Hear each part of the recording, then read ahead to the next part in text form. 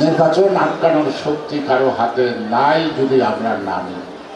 যারা বলে 16 বছরে আমরা কিছু করতে পারি নাই, তাদেরকে বলবো আমরা এখন 16 দিনে তা দেখাই দিতে পারি। আমরা দেখাবো না। একজন ভদ্রলোক মানুষ ওয়াদা করছে, আমরা তার ওয়াদা সে পূরণ করবে, যথাসময়ে নির্বাচন দেবে, এই প্রত্যাশা নিয়ে আমরা ধৈর্য ধরে রাখছি। মাঝে মাঝে নিয়ে একটু রিয়াজ করতে পারছি, তাই না? যদি যুদ্ধ লাগে তাহলে যুদ্ধ যাওয়ানোর সময় আর নতুন করে প্রস্তুত হতে না পারে। মাঝে মাঝে অনেকে বলে ওই যে কি কয় ভারতের দালাল টালাল, যারা ভারতের দালালি করে তারাই কয় আমাকে ভারতের দালাল। এই যে যারা নির্বাচন চাই না, সংস্কার করে এটা সেটা না, এগুলি তো ভারতের দালাল। ভিশন এসি নিয়ে এলো মানি ব্যাক গ্যারান্টি অফার।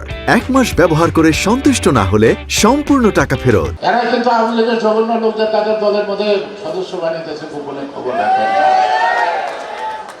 কারণ এমন যারা এক টেবিলে না খাইলে বিপুল ঘুমইতো না, সে এখন শুনি জামাতের মতো।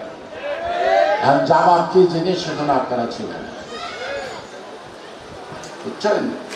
আর জামাত ইসলাম, নুরুল ইসলাম আর মনে হয় এক হয়ে গেছে।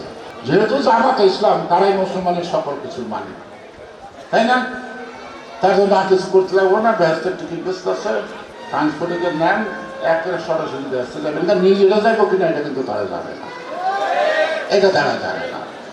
সেই জন্য আজকে এতদিন যে সন্দেহ ছিল, এখন কোনো সন্দেহ নাই।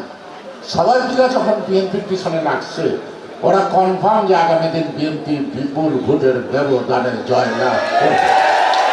এই কারণেই ওরা নির্বাচন নয়, নাকি স্বাধীন মোবারক নাই, নাকি কফি হাউসে আড্ডা মারা, নাকি বিয়ে শাদীর দরকার নাই, এমনি তো চলন যায়।